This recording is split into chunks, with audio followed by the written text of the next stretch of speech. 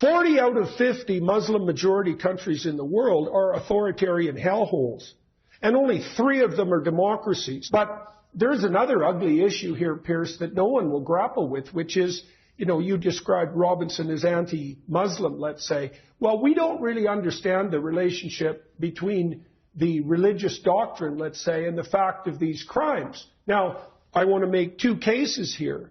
The first case is that 40 out of 50 Muslim majority countries in the world are authoritarian hellholes, and only 3 of them are democracies.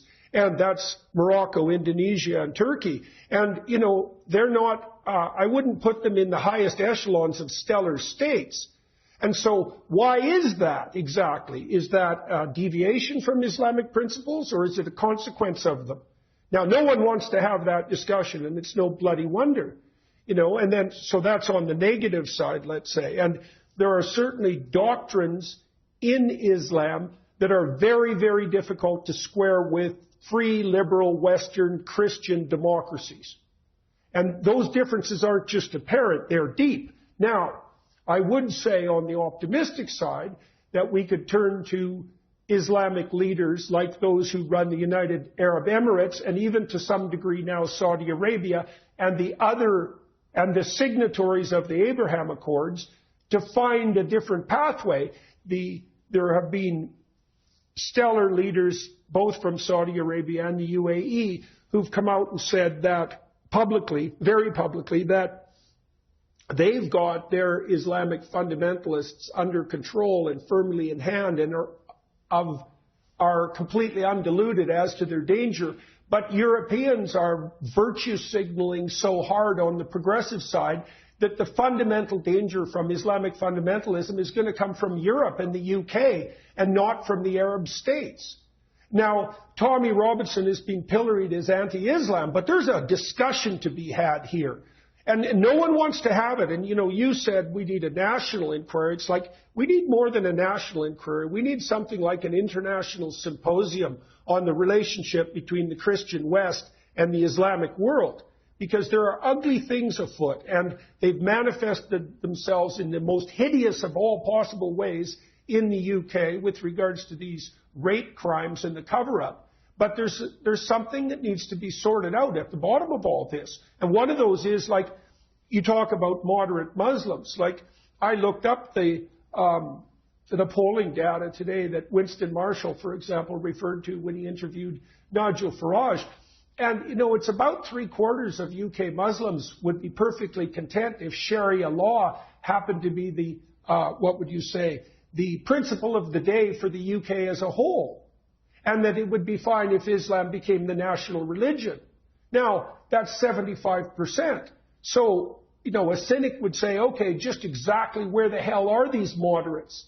And at minimum, their voice needs to be amplified. And then we could also point out that the participation in these rapes by members of the Pakistani Muslim community, it was like 1 in 7 of the men in some of these communities was directly involved. And that meant everyone knew about it. Absolutely everyone on the Pakistani Muslim side. And the moderates were certainly, silent and complicit. Now, obviously, so were the authorities. And so that's a complete bloody catastrophe for everyone involved. But there's a serious conversation to be had in the West, and particularly in the UK, maybe France and Germany in secondary place, about just exactly how it is that liberal Western democracies, with their emphasis on the rights of women, can live side by side with Islam in general, especially the sort of Islam that's transformed into enabling fundamentalism that allows this sort of criminality on the part of the resentful psychopathic sadists. And let me say this in English so you can understand what I'm saying. I have translation. No, I know you have translation, but I just want to make sure you get it right. There will come a day that we will see far more radical extremists and terrorists coming out of Europe because of the lack of decision-making, trying to be politically correct, or assuming that they know the Middle East and they know Islam and they know the others far better than we do. And I'm sorry, but that's pure ignorance.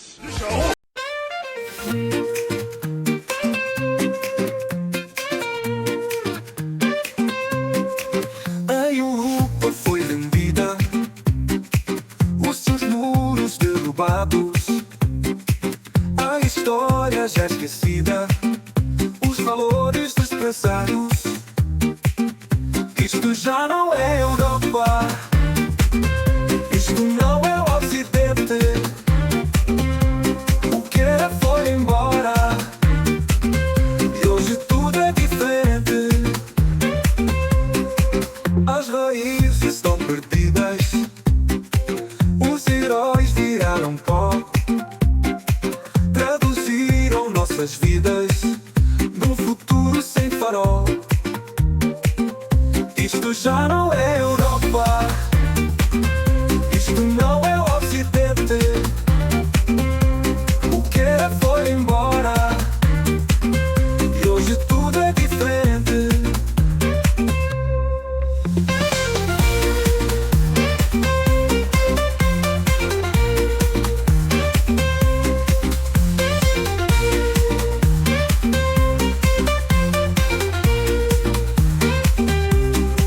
Pelas ruas só silêncio de uma força que morreu. O que resta é o vazio de um sonho que era meu. Isto já não é Europa, isto não é o ocidente. O passado foi traído e o presente é decadente.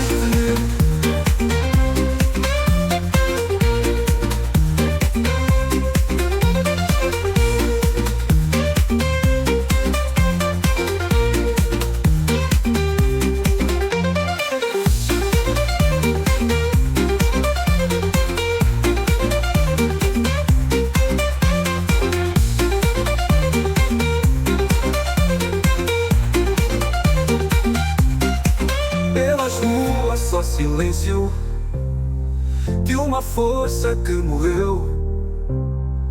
O que resta é o vazio de um sonho que era meu. Isto já não é Europa, isto não é o ocidente. O passado foi traído e o presente é decadente.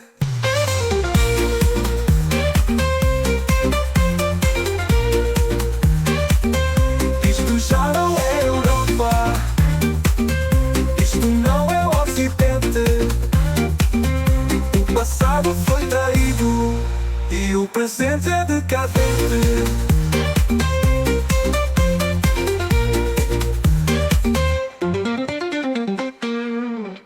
هل انتشر الإسلام بحد السيف؟ أغلب بلاد الإسلام فتحت بالقوة بالقتال.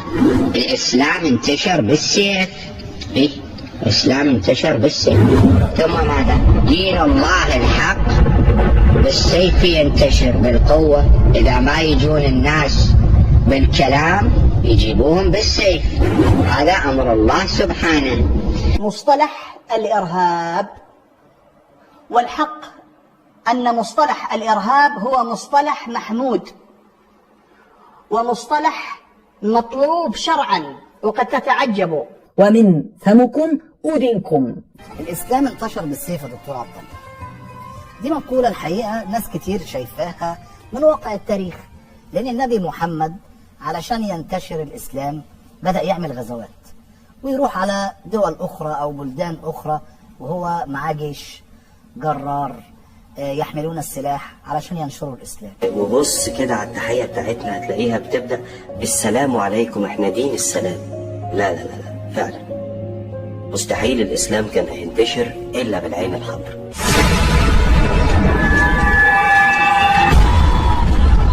أولا يعني نحن لا ننكر شيء اسمه الجهاد. الجهاد يعني النبي صلى الله عليه وسلم يقول رأس الأمر الإسلام وعموده الصلاة وذروة سنامه الجهاد في سبيل الله. يقول هل الإسلام انتشر مثلا بالسيف؟ في ناس تقول كذي انتشر بالسيف، انا اقول نعم انتشر بالسيف، نعم يعني وعفوا عن الكلمه هذه، يعني الجيوش الاسلاميه التي غزت بلاد فارس وغزت بلاد الروم يعني في الشام وغيره، يعني هذا جيوش، يعني هل تعتقد ان هذه الجيوش كان معاها ورده والسنابل وثوره ناعمه وكذا؟ لا، كانت معاها. When Muslims go and conquer the adjacent country, the Prophet says the first thing you do is call them to Islam. If they accept it, leave them. خلاص, they're Muslims, we go. If they refuse, then tell them Allah obliged upon you to pay taxation, jizya. When enemy comes and attack your country, you don't fight. We Muslims protect you. But the ruling is for Sharia. So you do not open nightclubs, you do not fornicate in the streets, you do not, no, Sharia rules. If they refuse, then we have to fight. And if we fight you, then we capture you, you become our slaves, and we take your land, and you take because you refuse, I give you two good options. This is the strength of Islam. But nowadays, forget this. Maybe in the coming 40, 50 years, when the Muslims become strong, as they're supposed to be.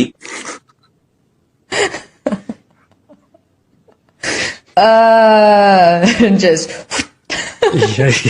If they refuse, he actually said something here. Two good options. Two good options. You didn't go along with it. It's very successful. It's growing very fast. And we're doing really well. Dubai is not in a crisis. Abu Dhabi, the UAE, Bahrain, Oman, Kuwait, there's no crisis there. The Muslim countries are doing good there. Only some places there's a problem. I say, no, you are in a crisis. You went to the Muslim countries and you imported the garbage that the Muslim countries wanted to put in prison or isolate away from society. You went and you imported them. This is the sign, this is a response of a society that has already given up. A society that has already accepted its defeat. But is this true? Have we given up? Do we really accept the new reality that our globalist leaders have in mind for us? I know one thing for sure, and that is that if nothing changes, if we don't start to seriously fight for our continent, for our religion, for our people, our countries, then this time that we live in will go down in history as the time in which Western nations no longer had to get invaded by hostile armies in order to be conquered. This time will then go down in history as the period in which the invader was actively invited in by a corrupt elite. And not only did this corrupt elite invite the enemy in, they made the native population pay for it too. Everyone who has eyes can see it. The native, white, Christian European population is being replaced at an ever-accelerating rate. Let me back this up for you with some statistics from my home country. Let's take Amsterdam, the capital. Amsterdam currently consists of 56% migrants. The Hague, 58% migrants. Rotterdam, almost 60% migrants. And of course, most of these immigrants come from non-Christian, non-Western, African and Middle Eastern countries.